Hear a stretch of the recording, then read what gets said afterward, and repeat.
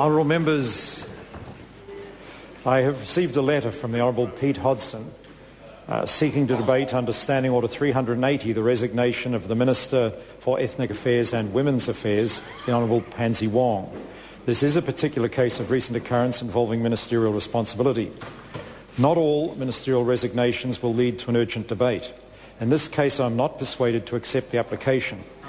While there is ministerial responsibility for the acceptance of a resignation of a minister, the administrative responsibility in this case lies with the Speaker. The issues that led to Mrs Wong's resignation are not ones to which ministerial responsibility attaches. Parliamentary travel entitlements are funded through parliamentary service and administered by the parliamentary service. It is the Speaker who must answer for them. Furthermore, there is a parliamentary service investigation underway. This needs to run its course. To justify an urgent debate, there must be an element of urgency to require a matter to be debated immediately. Otherwise, the scope for urgent debates would be enormous. The urgent debate is a way of holding the government accountable for an action for which it is responsible. It is not a vehicle for addressing matters that are the responsibility of the Speaker. The application is therefore declined. I call on Government Order of the Day number 1. Governor-General Bill, interrupted debate on third reading. When the debate was interrupted on the Governor-General Bill, Jacinda Ardern had the floor and she has 9 minutes and 50 seconds remaining to speak should she wish to take that. That is not the case. Rajan, I'd better just settle for a moment that I should go back to the other side of the House there for Nikki Cade. Mr Speaker, I'm pleased to speak on this Governor-General Bill. The purpose of this legislation is to provide simpler financial arrangements for the support of the Governor-General and their program. The other major purpose of this piece of legislation is to provide greater transparency and to ensure that we have a simpler regime than the present regime. As we know, the main provisions within this legislation are about creating a new funding structure for the Governor-General. And what this really is about, and this stemmed from the Law Commission report that was previously tabled in the House, is really to ensure that we have greater transparency around the funding structure of the Office of the Governor-General.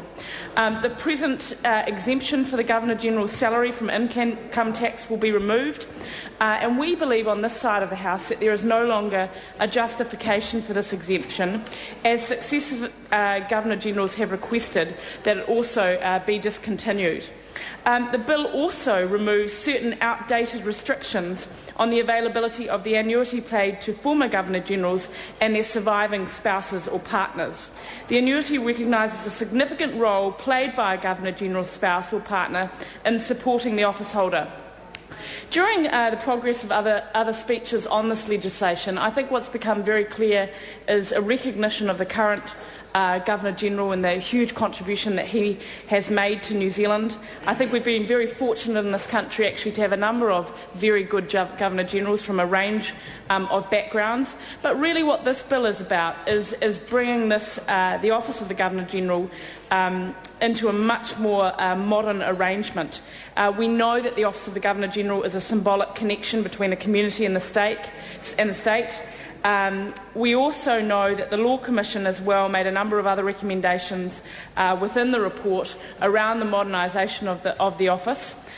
In terms of as well this legislation, I think it is important that we recognise that it is vital that we have this transparency given the importance of the Office of the Governor-General in New Zealand. So I'm very pleased to support this legislation and the modernisation of the arrangements around the Office of the Governor-General. I reiterate my support for the huge contribution that the current Governor-General has made while his time in office, and I think it's really important that this bill is supported by members across the House, as it will separate the arrangements relating to the Governor-General from those providing for ministers and MPs, and will better reflect the constitutional boundaries that are so important for the independence of this office. I am pleased to support this piece of legislation to the House.